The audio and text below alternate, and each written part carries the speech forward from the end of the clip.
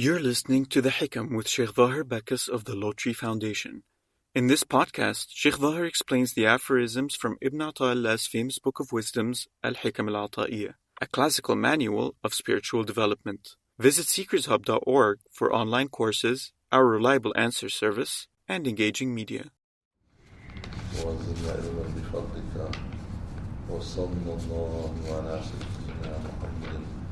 وعلى آله وصحبه وسلم. So we're on number 74 in the Hikam of Ibn Ata'illah. Hikam number 74 is about risk. Ibn Ata'illah, Shaykh Ibn Ata'illah, he talks about risk, and everyone knows what that word is. It's provision, or when you get something from Allah subhanahu wa ta'ala. Everything comes from Allah subhanahu wa ta'ala, but the risk that comes because Allah subhanahu wa ta'ala is al-Razzaq.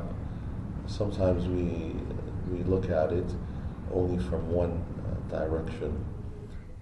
But everything that comes from Allah subhanahu wa ta'ala is your risk, is what you have, what Allah subhanahu wa ta'ala has determined that you get, what Allah subhanahu wa ta'ala has determined that you gain or that you attain, whether good or bad. It has come to you. Risk, however, is looking at the provision that Allah subhanahu wa ta'ala helps you to continue or helps you to take care of a need, or Allah subhanahu wa ta'ala has given to you something that strengthens you in a particular avenue. And normally risk is associated, risk, the Allah subhanahu wa ta'ala provision is normally associated with tangible things like food, or the ability to earn or to gain wealth, or to save, or to gain something of financial independence or economic strength of oneself, so that one can take care of the needs of others. However, there is a risk. There are other types of risk. There's other types of the provision Allah subhanahu wa ta'ala can provide for. And those things are more, those things are not normally considered to be from Ar-Razzaq.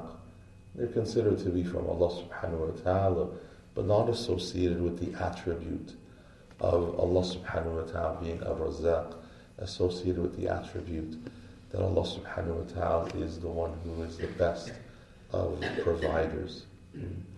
And so this is what Shaykh Ibn Ata'illah, he talks about in this one. He says, متى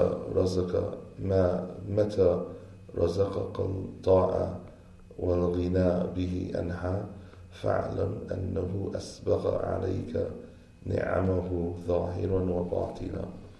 So he says, Shaykh Ibn Ata'illah, he says, whenever He gives you, whenever Allah subhanahu wa ta'ala gives you of ta'ah, of obedience, وَالْغِنَى بِهِ أَنْهَى, and contentment in Him from needing it. Whenever Allah subhanahu wa ta'ala gives you obedience, risk, He gives you the risk, the provision of obedience and contentment in Him from needing it, فَاعْلَمْ, then know أَنَّهُ أَسْبَغَ عَلَيْكَ نِعَمَهُ, know that He has lavished His blessings upon you, ظَاهِرًا, outwardly, وَبَاطِنًا, and inwardly.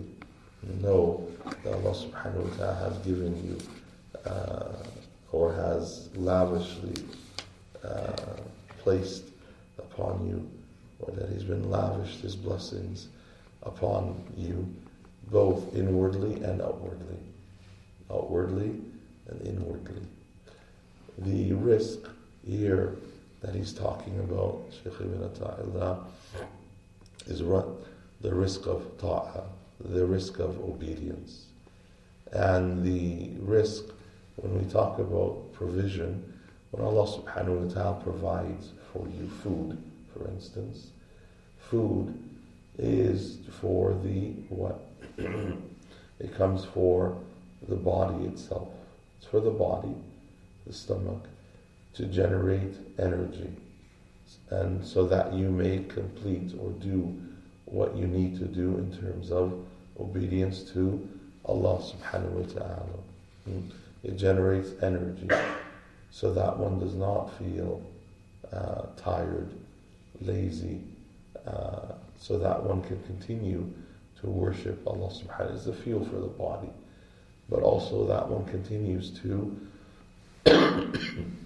that one can continue to work, walk, do the things that you need to do to fulfill the rights of others upon you, like your children, like your spouse, like your wife, and so on. So Allah subhanahu wa ta'ala also provides for the servant. What He provides for the servant, He provides us with the risk of ta'ah, the risk of obedience. And it is a risk. It is a provision. Allah subhanahu wa ta'ala gives to who He wants. يَرْزُقُ مَن يَشَاءُ. Allah subhanahu wa ta'ala يَرْزُقُ مَن يَشَاءُ. He gives to whoever He wants. Gives to whoever He wants. The risk of obedience, of ta'ah, benefits what? Exactly. The risk of obedience, what it benefits is the hearts. Risk al-qulub. This is the risk of ta'ah. The provision of obedience, when Allah subhanahu gives it, benefits what? It's the risk of the qulub. It is the risk of the hearts. That's why Allah subhanahu wa ta'ala gives it. So when He gives you obedience, He's given you obedience for what reason? So that you may strengthen the heart in what? That you strengthen the heart in your love of Allah subhanahu wa ta'ala. That you strengthen your heart in what? You strengthen the love that's in the heart. Not that you strengthen the medical heart, that you strengthen the spiritual heart. The heart that is connected to Allah subhanahu wa ta'ala, that you strengthen it. So Allah subhanahu wa ta'ala, when He gives the believers, when He gives certain believers, when He gives them the provision of obedience, it is for this reason. It is for the reason that He wants you to be connected to Him. And He wants you to have a strong or a stronger or a firmer connection to Him. And so obedience, when it's looked, when you're doing obedience to Allah subhanahu wa ta'ala, you have to consider that it is a proportion to you. It has been portioned to you. It has come to you from Allah subhanahu wa ta'ala. It is not you who are doing it for the reason, these are the higher understanding. It is not you who are doing it because you want entrance into Jannah. It is Allah who has given it to you because He wants you in Jannah. It's not the other way around. If you look at ta'ah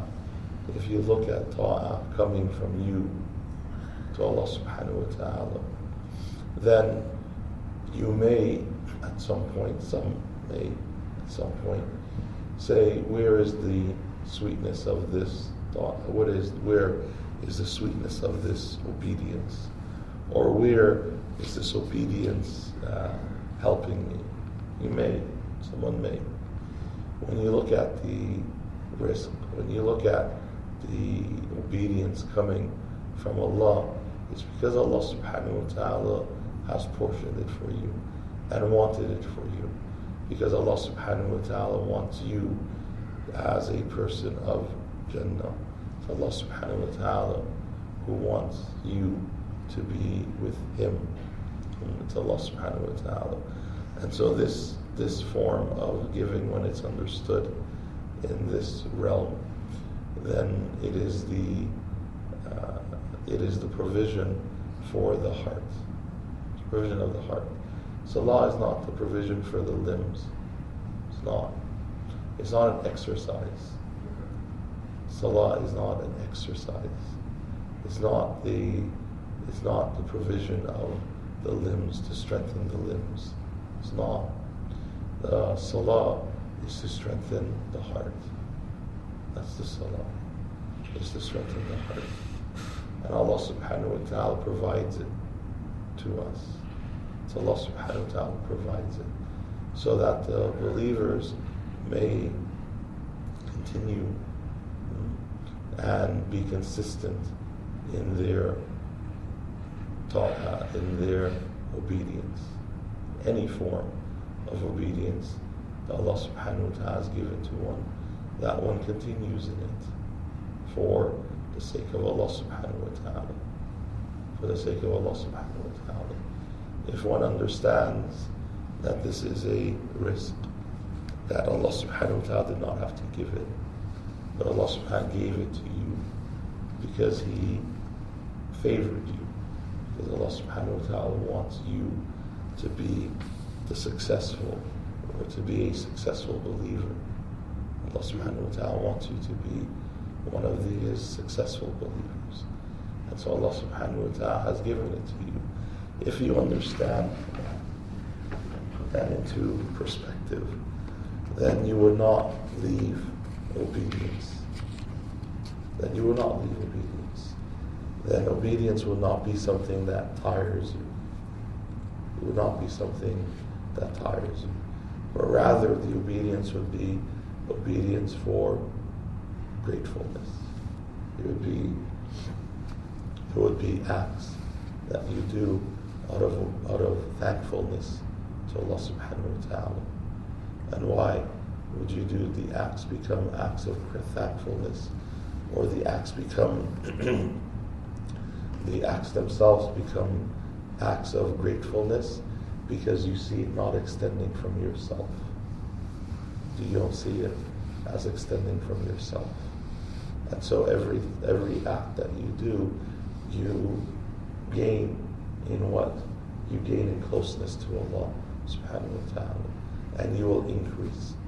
Because thanking Allah subhanahu wa ta'ala, when you thank Allah subhanahu wa ta'ala, Allah subhanahu wa ta'ala has promised that He will then increase you based on the thanks that you give.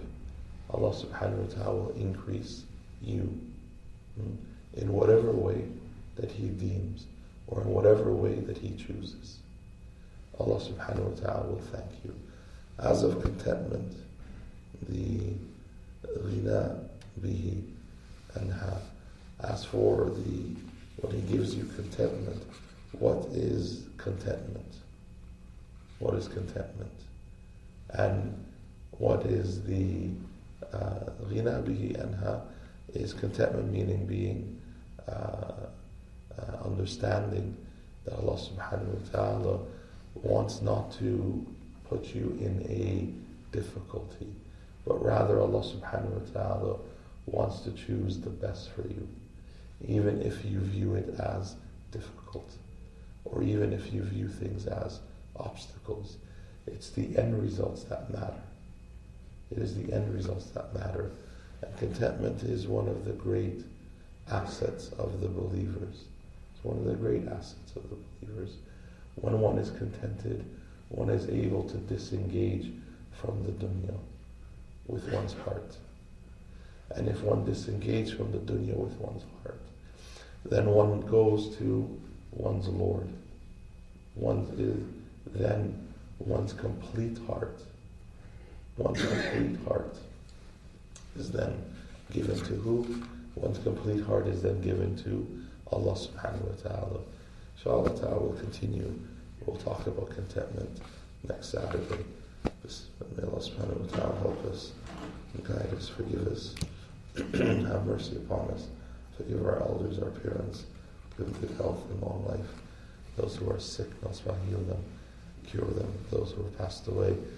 May Allah subhanahu wa ta'ala grant them His mercy and His maghfirah and His shade on that day when there's no shade except His. May Allah subhanahu wa ta'ala make our homes from amongst the homes of the believers and make our last words our very best words. سبحانك اللهم وبحمدك أشهد أن لا إله إلا أنت أستغفرك وأتوب إليك وصلى الله على سيدنا محمد وعلى آله وصحبه. Thank you for listening to The Hikam with Sheikh Zahir Bekas.